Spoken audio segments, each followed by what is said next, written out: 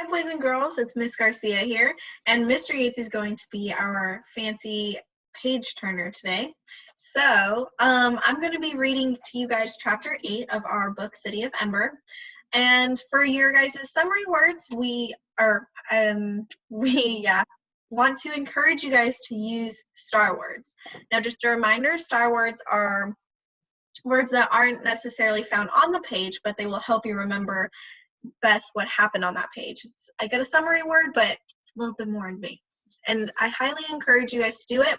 You guys don't have to. If you want to do every other one a star word, that works perfectly fine as well. So you guys, you guys don't have the book, but we're going to go ahead and get started reading Chapter 8. It's called Explorations. And so at the end of every page, we want you guys to be writing down your summary word or your star word if you choose to do those.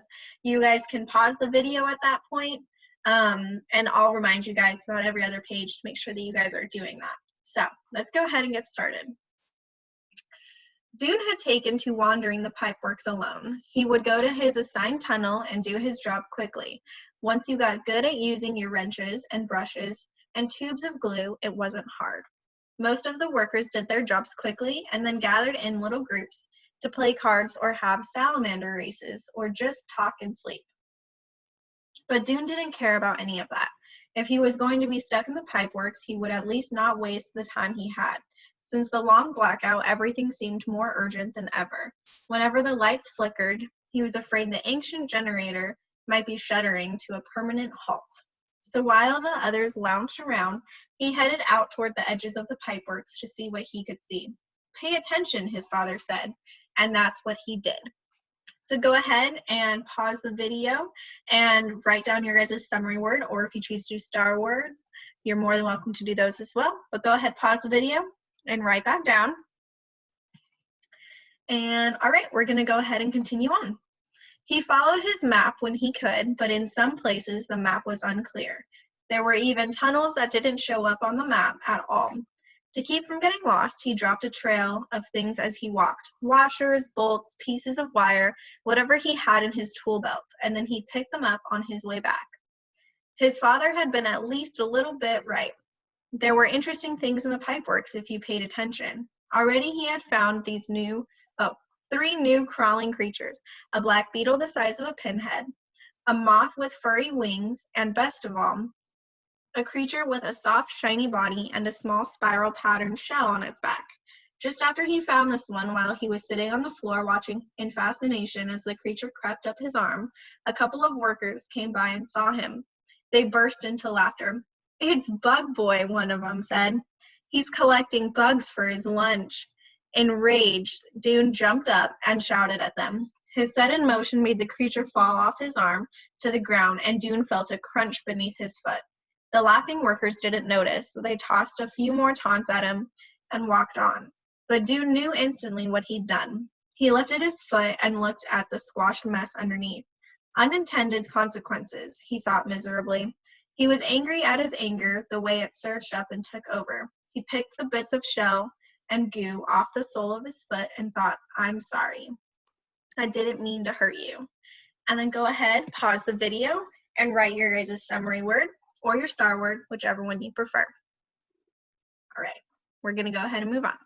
In the days that followed, Dune went farther and farther into the pipeworks, holding on to the hope that he might find something not only interesting, but important. But what he found didn't seem important at all. Once he came upon an old pair of pliers that someone had dropped and left behind. Twice he found a coin. He discovered a supply closet that appeared to have been completely forgotten, but all it held were some boxes of plugs and washers and a rusty box containing shriveled bits of what must have once have been someone's lunch. He found another supply closet at the far south end of the pipeworks. At least he assumed that's what it was. It was at the end of a tunnel with a rope strung across it. A sign hanging from the rope said, "Caved in, no entry." Dune entered anyway, ducking under the rope. He found no sign of a cave-in, but there were no lights. He groped his way forward for 20 steps or so, and there the tunnel ended in a securely locked door. He couldn't see it, but he felt it. He retraced his steps, ducked back under the rope again, and walked on. A short distance away, he found a hatch in the ceiling of the tunnel, a square wooden panel that must lead, he thought, up into the storerooms. If he'd had something to stand on, he could have reached it and tried to open it, but it was about a foot above his upstretched hand. You guys can go ahead and pause the video and write down your summary word or your star word. Okay. Alrighty. Probably it was locked anyhow. He wondered if the builders had used openings like this, one during the construction of the city, to get more easily from one place to another. On days when his job was near the main tunnel, he sometimes walked along the river after he'd finished working. He stayed away from the east end, where the generator was. He didn't want to think about the generator. Instead, he went the other way toward the place where the river rushed out of the pipeworks. The path grew less level at this end and less smooth. The river here was bordered with clumps of wrinkled rock that seemed to grow out of the ground like fungus. Dune liked to sit on these clumps, running his fingers along the strange creases and crevices that must have been carved somehow by running or dripping water. In some places there were grooves that looked almost like writing, but as for things of importance, Dune found none. It seemed that the pipeworks was no use after all to a person who wanted to save the city. The generator was hopeless. He would never understand electricity. He used to think he could use electricity to invent a movable light, if he'd studied hard enough. He took apart light bulbs, he took apart the electric outlets on the wall to see how the wires inside wound together, and in the process got a painful vibrating jolt all through his body. But when he tried to wind wires of his own together in exactly the same way, nothing happened. It was what came through the wires that made the light. He finally understood, and he had no idea what that was. Now he could see only two courses of action. He could give up and do nothing, or he could start to work on a different kind of movable light. Dune didn't want to give up, so on his day off, one Thursday, he went to the Ember Library to look up fire. The library occupied an entire building, on one side of Bilboleo, there it is, square. Its door was at the end of a short passage in the middle of the building. Dune went down the passage, pushed open the door, and walked in. No one was there except for the librarian, ancient Edward Pocket, who sat behind his desk writing something with a tiny pencil clutched in his gnarled hand. The library had two big rooms, one for fiction, which was stories people made up out of their imaginations, and the other for fact, which was information about the real world. The walls of both rooms were lined with shelves, and on most of the shelves were hundreds of packets of pages. Each packet was held together with stout loops of string. The packets leaned against each other at angles and lay in untidy stacks. Some were thick, and some were so slim that only a clip was needed to hold them together. The pages of the oldest packets were yellowed and warped, and their edges were uneven rows of ripples. These were the books of Ember written over the years by its citizens. They contained in their close-written pages much that was imagined and everything that was known. Edward Pocket looked up and nodded briefly at Dune, one of his most frequent visitors. Dune nodded back. He went into the fact room to the section of shelves labeled F.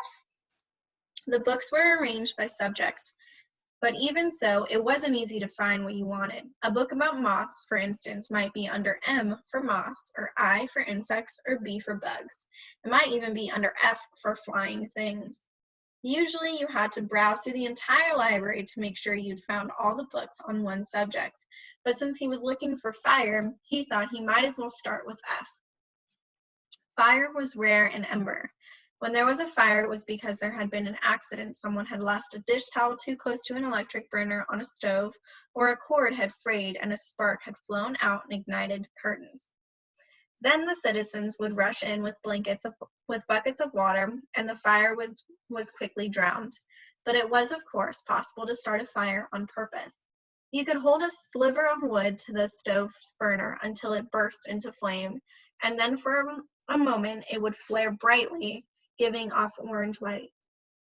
The trick was to find a way to make the light last. If you had a light that would keep going, you could go out into the unknown regions and see what was there.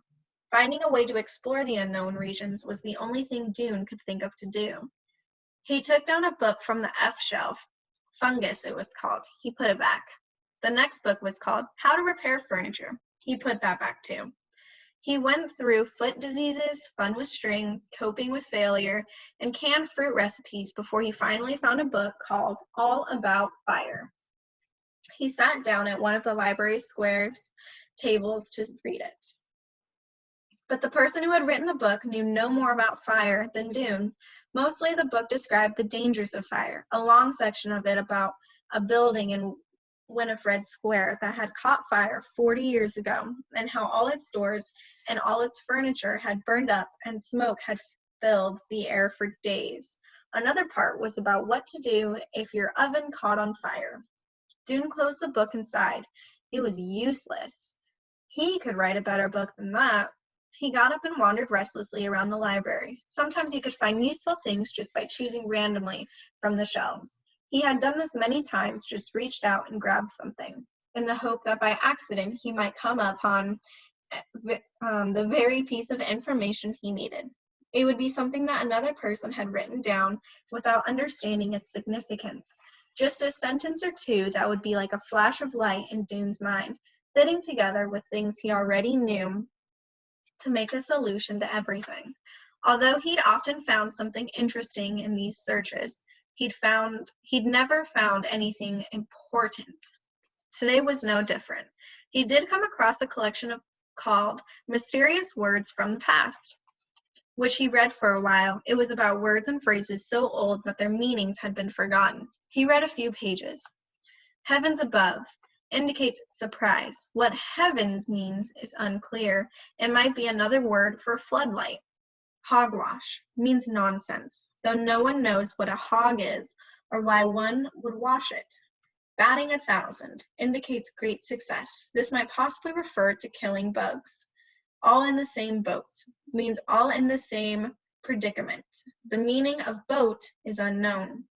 Interesting, but not useful. He put the book back on the shelf and was about to leave when the door of the library opened and Lena Mayfleet came in.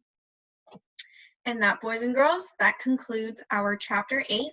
Make sure that you were writing your summary words. Make sure to write your guys' summary sentence that has your 12 words and draw your picture.